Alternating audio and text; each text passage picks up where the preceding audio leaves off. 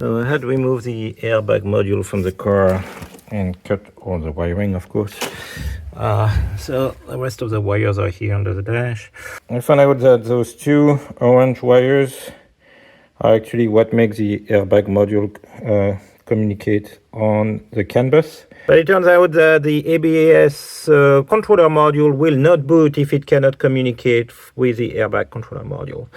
So you don't actually need any of those wires, but you need the two little orange wires. So here they are. We connected them. You can see all the other wires are still cut, and I just reconnected my two little orange wires. Those are for the CAN bus communication, so that will allow the airbag controller module to talk with the ABS and the rest of the car.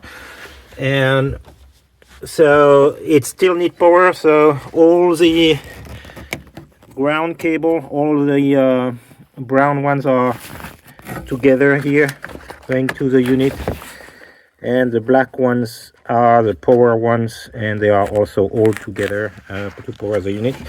So what I did here is that I still had the power supply for the cigarette lighter that I used earlier for my com, but I just reused it to power the airbag unit. So here I have my power lead connected to the red wire here on the cigarette lighter, and the brown one for the ground.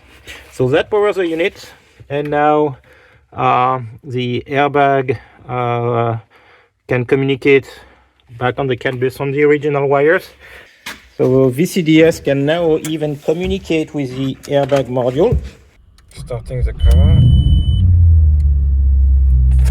So a few seconds the brake line is going to blink. I have ABS and ASR lit up.